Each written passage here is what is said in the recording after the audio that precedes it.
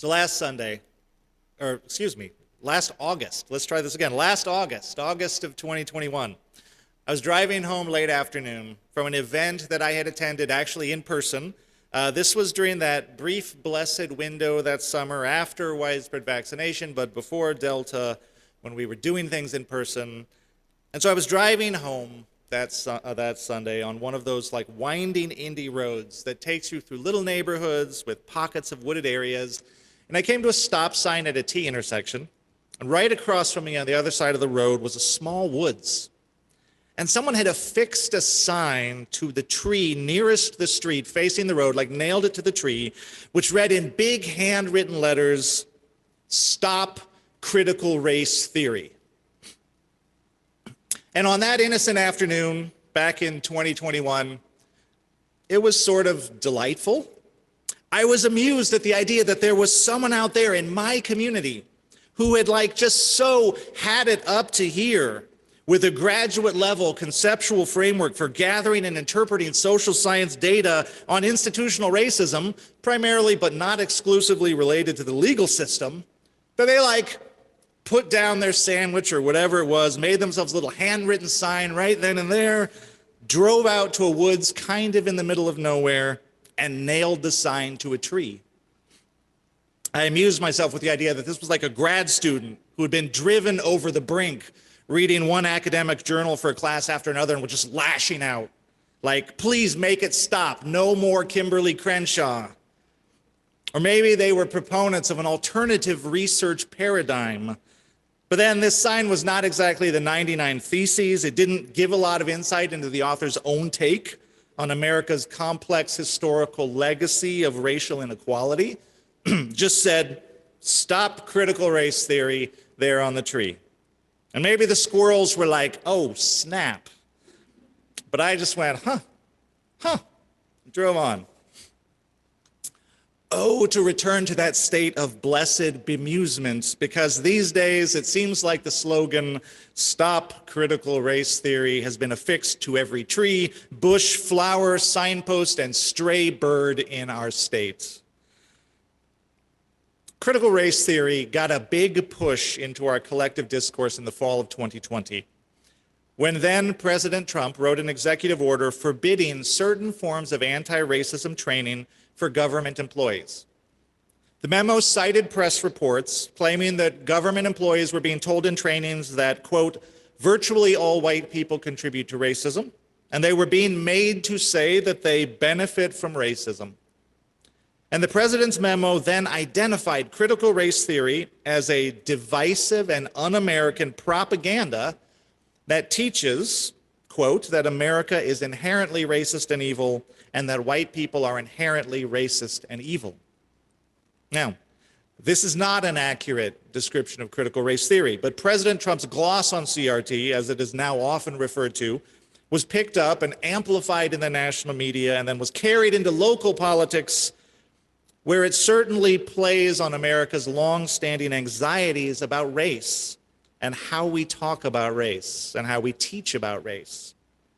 And the result here in Indiana and in 19 other states is a whole raft of proposed bills aimed at prohibiting in one form or another the teaching of critical race theory in our K through 12 public schools.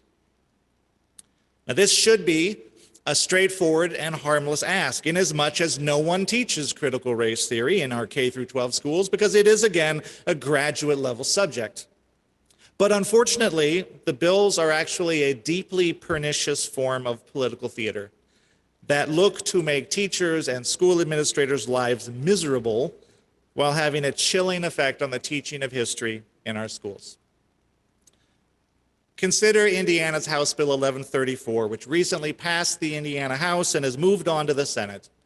According to the Indianapolis Star, the bill, quote, lists a series of divisive concepts around race, sex, ethnicity, religion, color, national origin, political affiliation, divisive concepts that would be banned from Indiana's public school classrooms.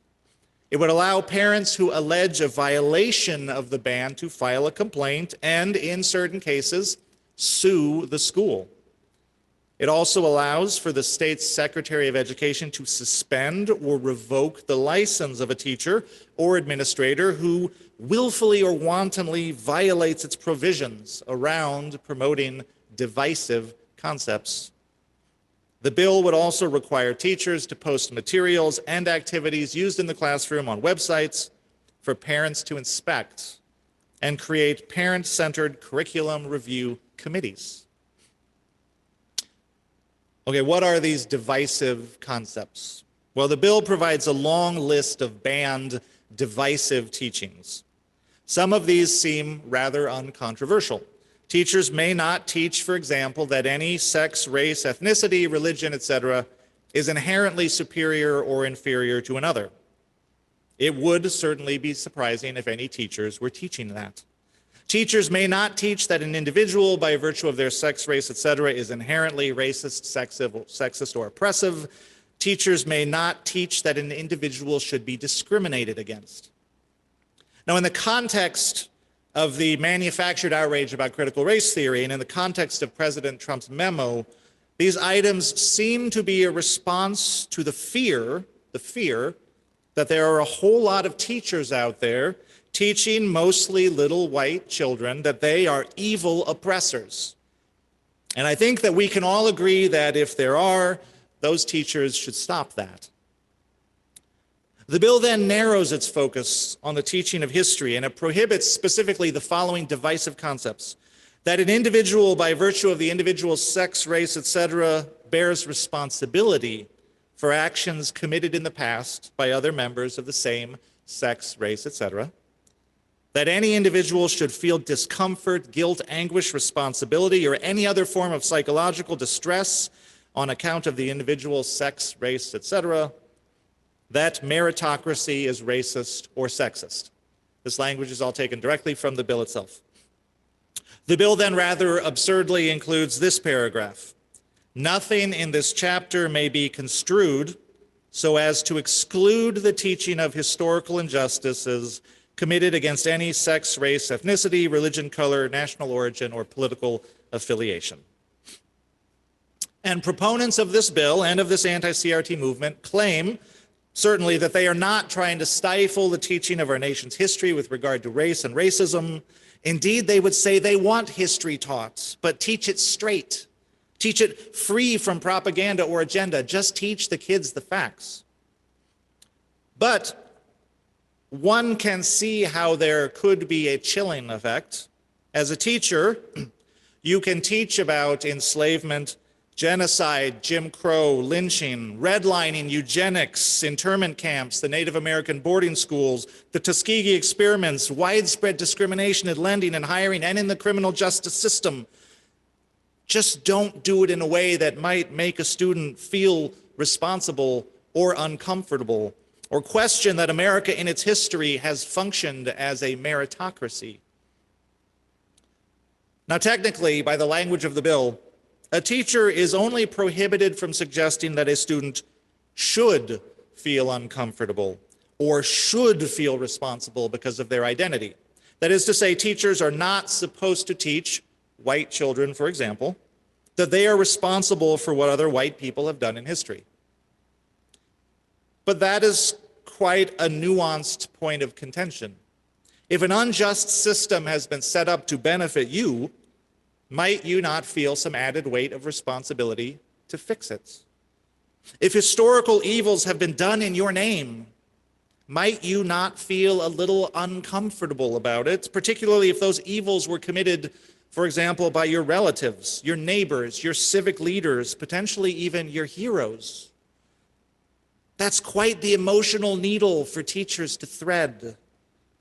Who on earth thinks Americans can or should approach their country's history of enslavement and genocide without discomfort or detached from a sense of responsibility? These are inherently tough subjects, but they are tough subjects that we all have to grapple with if we are to have any hope of being responsible citizens. And so we trust our teachers to deal with these subjects in an age-appropriate, psychologically healthy, emotionally supportive way, almost like they are trained professionals who love and respect their students and their work. Sometimes that work is to journey with a student precisely as they grapple with some of the truly upsetting realities of our shared history. And one of those upsetting realities is that sometimes it was not a shared history at all, but rather one of very different experiences for people of different identities. And so the students have had their own lives and histories impacted by those identities. The identities that H.R. 1134 does not want teachers to even engage with. Now, if you're a teacher and you get it wrong, according to the bill, you can be sued. You can have your license suspended. Meanwhile, you have to post your curricula ahead of time so parents can review it, and anything controversial risks a barrage of complaints and time-consuming interrogations. So you can see how this might discourage teachers from really engaging students with these topics. And since administrators can also be sued and suspended, they are incentivized to discourage teachers from really engaging with students on these subjects. I will take proponents of the bill at good faith that their desired outcome is the factual teaching of American history. But a much more likely outcome is a sanitized and a whitewashed teaching of American history. And to whitewash or sanitize this history is to enact a form of gaslighting for all the people who are living in its aftermath, which in the end is all of us, Now, I don't think that proponents of these bills intend to gaslight students of color. There's a certain school of thought, or more like a certain instinct, that says we make the problem of race in America worse when we insist on talking so much about race. If the goal is to create a non-racist, non-sexist society, then surely it is perverse to focus kids' attention so much on all the ways that race and sex has shaped their lives and shaped their individual stories. Shouldn't we focus on the things we all have in common and minimize our differences? If we're all sick of the divisions in our society, should we not lift up the common American dream we all share together rather than revisit old wrongs and rehearse old grievances? Surely the way to move forward is to focus on the positive, the inspirational, the aspirational. And so some of the concerns about the supposed teaching of CRT in schools, remembering that no one is actually teaching CRT in schools, is the idea that the way we are approaching the teaching of history of racism and sexism in our schools teaches some kids that they are villains and others that they are victims. And it is here, though, that critical race theory is actually instructive. Because contrary to the way it is misconstrued, critical race theory is not a fixation on who is or isn't racist or evil. Critical race theory examines the way that racial inequality is embedded in systems, and thus the way that unequal outcomes can be, and in fact are, perpetuated without the need for explicit racist intent or sexist intent on the part of anybody. Whether or not people harbor racist thoughts or feelings is kind of beside the point. Making people feel guilty for who they are is definitely beside the point. Critical race theory is focused on outcomes. How do the structures we have inherited from the past perpetuate a future that we all agree we don't want, a future of persistent racial inequality and other inequalities? So understanding our history is a way of understanding how it has shaped the systems that shape our lives, so we can dismantle those systems. And pretending they don't exist, or that they are sort of quietly and not so quietly running in the backgrounds of our lives, will not get us there. I submit we have no hope of getting to a non-racist or a post-racist future unless and until we go through an anti-racist present, which includes confronting honestly and uncomfortably our own racist past. I was part of a conversation recently on prophetic preaching. The prophets in the Hebrew scriptures were people who named the injustices at work in their societies, in the past, in the present who made people very uncomfortable. And they did this so they could lift up the possibility of a transformed future. To be a prophet in that context was not to predict the future like a fortune teller, but to clear a path to the future, to make way for the future, to name the ways in which the present systems of injustice obstructed the future and prevented it from being born. And in that conversation that we were having, a local pastor said, to preach prophetically is just to tell the truth. Just tell the truth. James Baldwin, in our interview today, spoke of the assumptions that we hold so deeply we are scarcely aware of them. These assumptions which form our system of reality. And the truth of our history is, as he points out, that the American system of reality has been one of white supremacy culture, which has not held a place in it for those not identified as white. It's an uncomfortable truth. And this system destroys the sense of reality for those who fall outside of it. So healing then becomes possible only when a sense of reality is restored. And that can't happen until we tell the truth about the system of reality that we are living in and the history that has shaped and created it. Better future is not possible until we tell the truth. That doesn't mean just list some facts, divorced of context, meaning, engagement, responsibility, discomfort, growth, learning. It means we let our educators do what they are meant to do. We let them teach. We let them teach. We let them engage young hearts and minds in grappling with the truth, which we should all be doing, in asking questions, in applying history to the story of their own lives and understanding how it has shaped and shapes their own lives. Because only then can they go forward with clear vision. Let's trust that our children can handle the truth, the whole truth, the hard truth, the uncomfortable truth. And then from telling that truth, maybe slowly, imperfectly, improbably, a new world can begin to emerge, the new world that we dream of. Blessed be, and amen.